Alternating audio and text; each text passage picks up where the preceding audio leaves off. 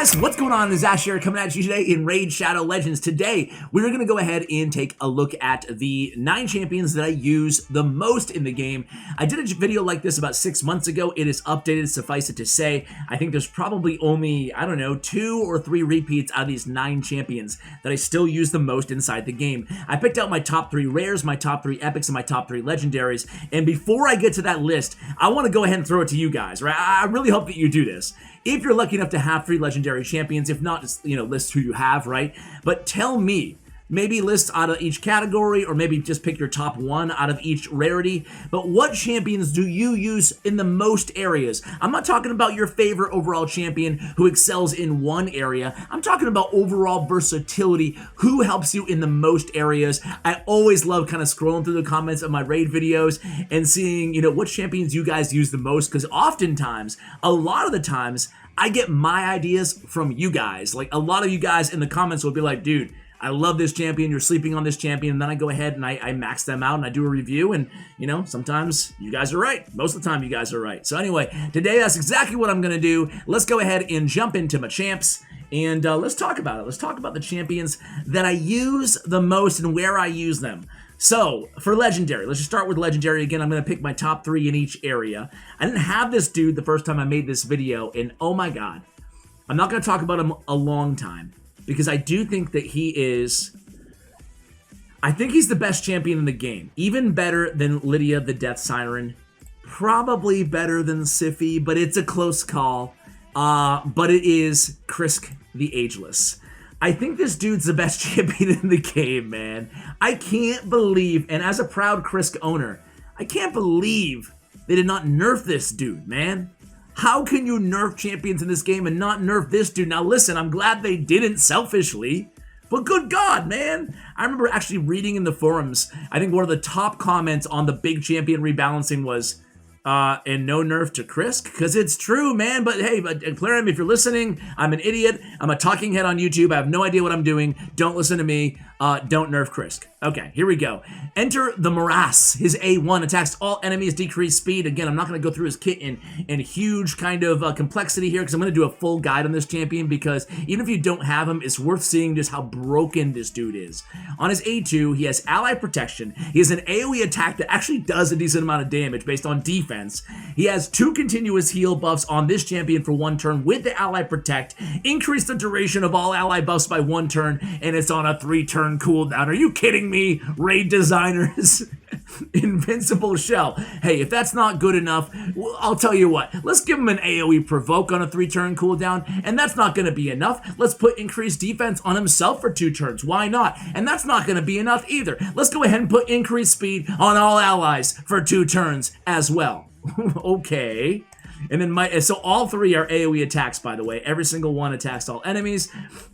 The start of each, that's not enough either. Let's give him a passive. Let's give him a really good passive on top of that, right? Has a shield buff on all allies for 2 turns, equal to 50% of this champion's max HP. Has a 75% chance, 100, of placing a decreased defense and a decreased attack on the attacker for 1 turn whenever he's hit. Okay. Yeah, so suffice it to say, I use this dude a lot, man. He's a beast. I mean, whether you're looking for an AoE provoke on a 3-turn cooldown, increased speed on a 3-turn cooldown, whether you're looking for an ally protect on a 3-turn cooldown, continuous heal on himself, nice healer, the increased ally buffs by 1 turn, you're looking for a little bit of decreased speed on the AoE on a no-turn cooldown, 1 turn on his A1. Yeah, he's got it all. Right now, I use him in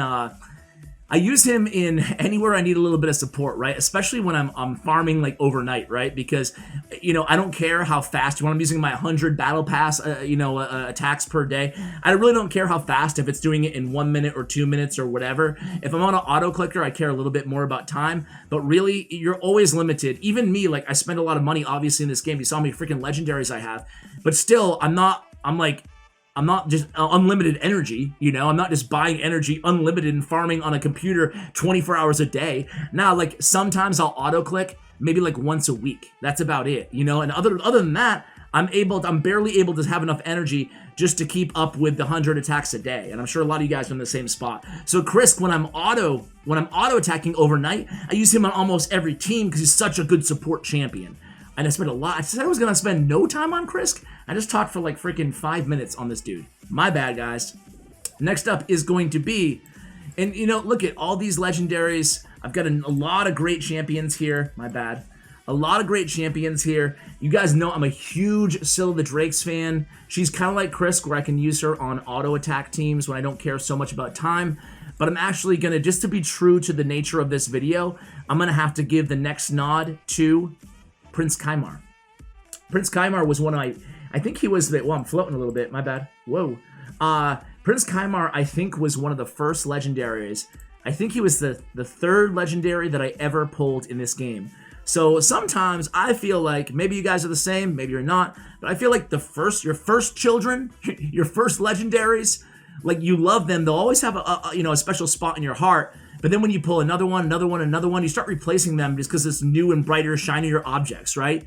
So Prince Kymar, I kind of did that with. I'm kind of like, yeah, he's great, but you know, I got this champion here, I got this champion there. But I went back a lot to Prince Kymar recently. He's got an AoE attack with a strong version of poison on his A1. He's got the an AoE with a total buff remover on a 3-turn cooldown. Very valuable skill, especially in tag team where I use him as my aura lead. He has an ally speed in all battles by 30%, same as Arbiter. And then Seal of Magic resets the cooldown of all ally skills, fills a turn meter of all allies except this champion by 20%. The thing with Prince Kymar is, the only bad thing about him is on auto, he leads with Seal of Magic, dude. Come on, raid devs. We don't need him to be resetting the cooldown of all ally skills when no one's gone yet. You know, that would make him incredible if he saved this to last. We want to save this to last. We don't want the turn meter fill off the bat. It's nice, but it's not what we want. Anyway, that's on a 6-turn cooldown, an insanely unique skill in the game, and I use him on my Dragons team. I use him on my Ice Golem team because you put him with other strong champions that we're going to be talking about. He's a beast, so I use him in tag team as well. So that is Prince Kymar. I might have to redo his gear just a little bit here, but I used to use him exclusively in the arena, and in that case, I would have an accuracy chest on him and an accuracy banner on him. I have a 4-star, would need to upgrade that a little bit. So, you know, high speed, high accuracy is really what you want from Prince Kymar. Even in dungeons, you want him very fast, right? To keep doing the Seal of Magic as often as possible. And then the third legendary that I use the most in the game, drumroll please, is actually going to be even above, really close on Valkyrie 2. And Valkyrie, I do think, is a top, again, grading on a curve here. There's so many great champions in the game, but I think there's no doubt in my mind she's a top 5 champion in the game, Valkyrie. Like, bar none, she's there, 100% in my mind.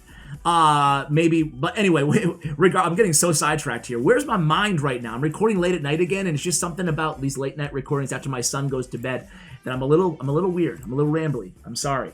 It's actually Lysandra. Lysandra is in a tier of her own, maybe with Allure and Coldheart in Fire Knight. So of course I use her there. I use her in Ice Golem. I use her in my main arena team, sub in and out depending on the team. And I use her in tag team all the time. So Lysandra is just a very unique and incredible champion. She was on my #1 wish list for so long. I pulled her in a video on this channel. Ally speed in all battles by 24% on the aura. I run her as aura lead in a lot of teams as well. Increased speed buff. Energize is insane. Has an increased speed buff, unlike Arbiter. It has the strong version of increased speed. Also fills a turn meter of all allies by 30%, so that turn meter boost. And then also decreases turn meter of all enemies by 30%. And obviously to build her with accuracy for this, she also needs accuracy on this incredible A2. Exhaustion fully depletes the target's turn meter, man. This ability right here, Exhaustion, is my calling card, or her calling card in Fire Knight, right? Take that shield down, keep it down. Transfers all debuffs from this champion to the target, and this was recently fixed as well on Lysandra. It wasn't working for a while, and they fixed that in the last patch. So Lysandra is just a beast. You can build her with just as high speed as you can get on this champion. I have her at 299. Golly. Can we just get 1 speed somewhere to boost that to 300? Let's see. 14, 14, 14. Let's go ahead and give her a little bit of speed on this. A little bit more speed. I better get lucky here. Okay, 4. Okay, we have her over 300 speed. That's good. That's good. All right, so that's Lysandra. Those are the 3 epics, the legendaries, excuse me, that I use the most. Now let's talk about the epics that I use the most, guys. And of course, Faction Wars, it should go without saying. I use all 3 of the legendary champions I talked about on all my Faction War 21 teams. By the way, in case you missed it, guys, in the last data mine, I saw this on Manible's YouTube channel.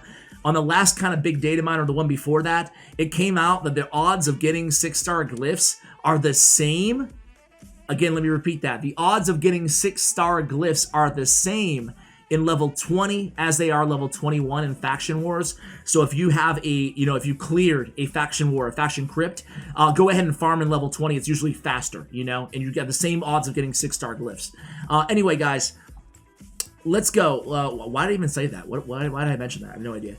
Next up is going to be my epics. So you guys know that, man, like, how could I ever do a video talking about the most used champions without talking about Royal Guard, right? Royal Guard is insane. I mean, I hope a lot of you guys have him. If not, I hope you pull him, because he does not get the love he deserves. He deserves a lot of love. I mean, and he gets a lot of love. But oh my god, dude.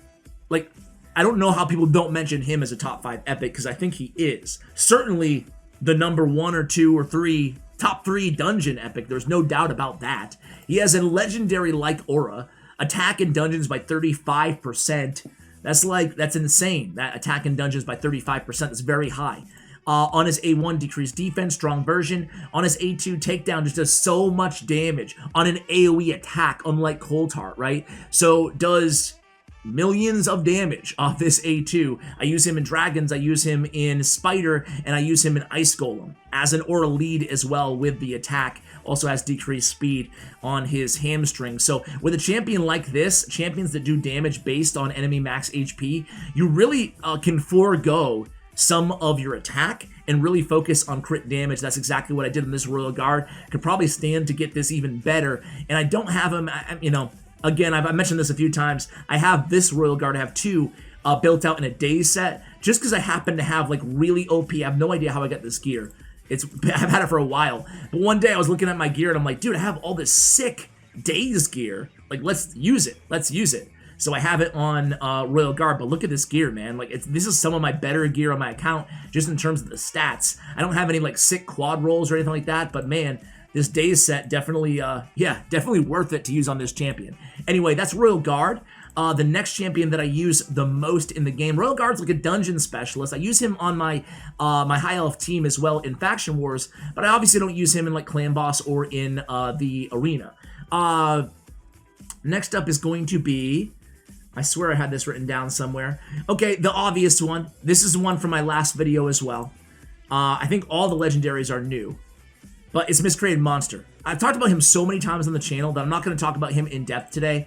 But you guys know that he has a stun on the A1, a stun and a shield, an AoE stun, and a shield on a 3-turn cooldown, one of the best shields in the game on the A2, Ally Protect with continuous heal on himself on the A3, and then Spooky Groan placing fear on the attacker whenever they attack an ally when they're under his Ally Protect on the passive.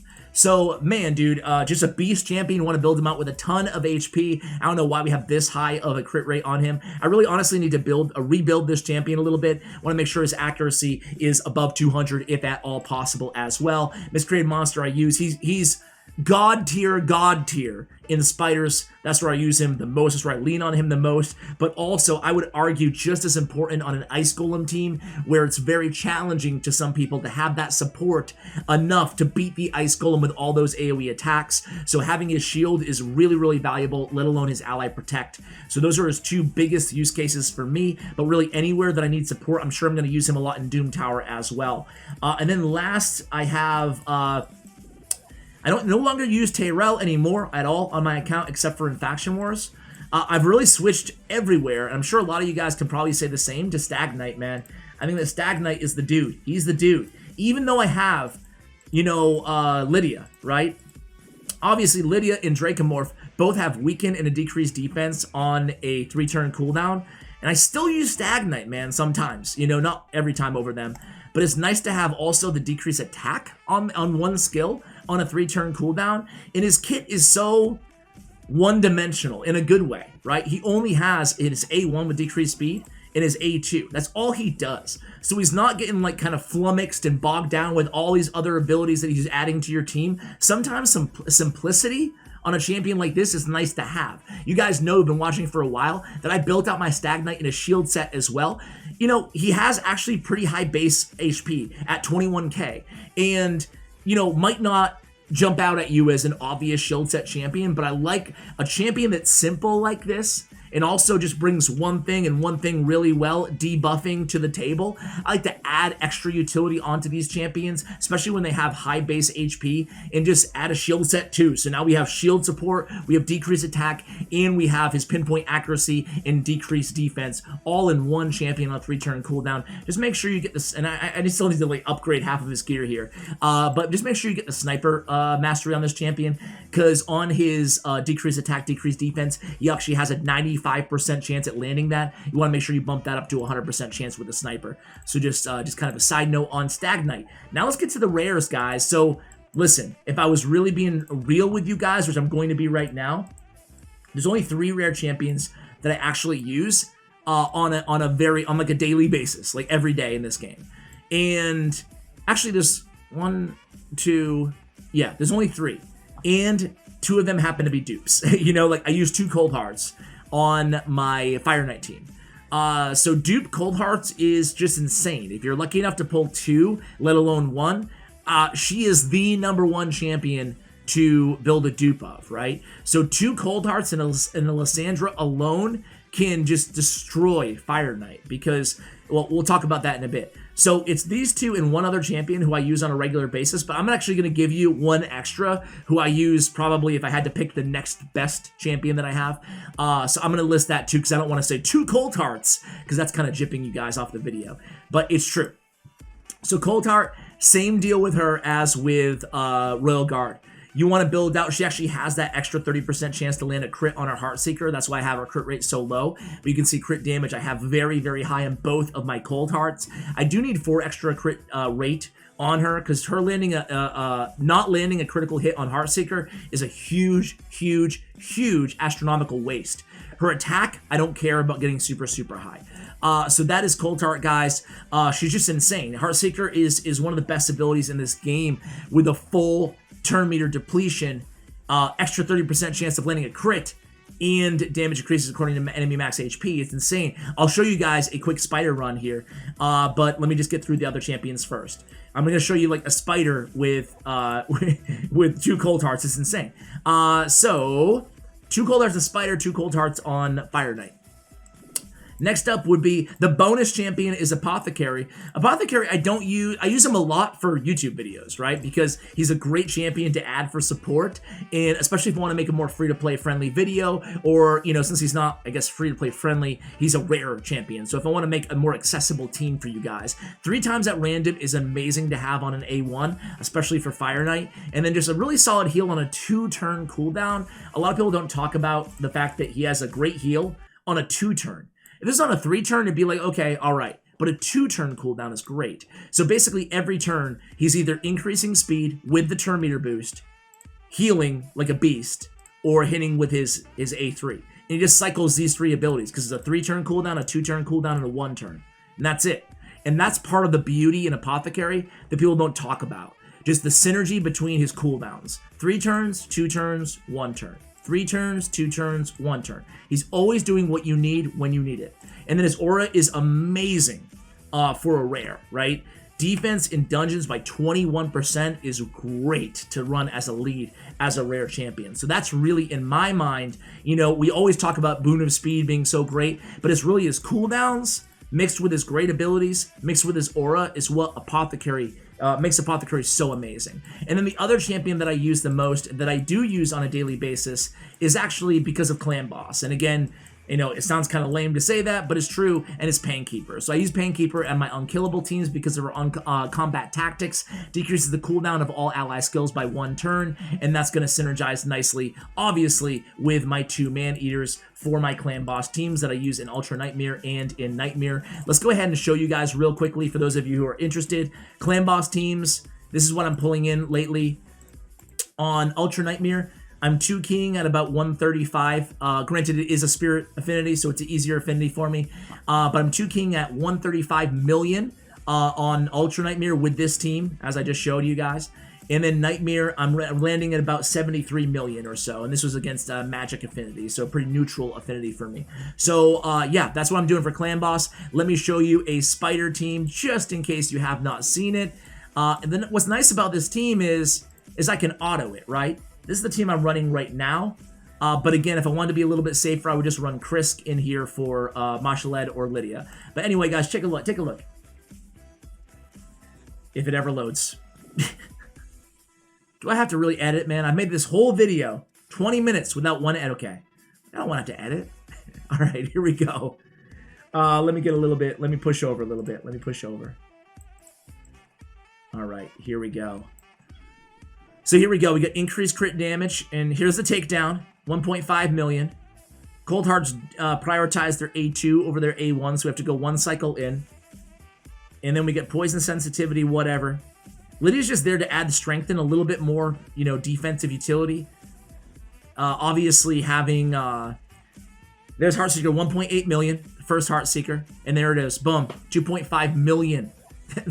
Welcome to the show, Coldheart, and that's a 32-second run. That's on auto, you know? Really, really nice to have. And really, in terms of this team, the interchangeable parts, all that really matters here is Royal Guard and 2 Coldhearts. Now, I realize that 95% of you guys watching don't have Royal Guard and 2 Coldhearts. But I'm saying neither did I at one point, right? I've had this channel for about a year and a few months now. And if you go back to the beginning, I didn't have 2 Coldhearts built out. I think I might have had 2, but I only had 1 built out. And I didn't have Royal Guard. But eventually I got them. And eventually I was able to build to this. And Lydia and Mashaled, they're optional on this team, you know? Their roles are, Lydia is a debuffer, so Stag Knight works great in that role as well. And then Mashaled is just there to add increased crit damage, but that's not necessary on a team like this. You could easily sub in a Miscreated Monster or a support champion of any kind. It's not going to be this fast, but it's still going to be lightning fast. It's still going to be fast enough, right? So this is what you guys can go ahead and build to. Let's just see what I have here. An attack with attack percentage and speed. I guess I will keep it. So guys, let's go ahead and end the video there. I hope you enjoyed this video. Thank you so much for watching all the way till the end. I appreciate you guys. If you enjoyed the content here on the channel, I appreciate if you subscribed. Thank you so much for watching, and as always, take care, guys.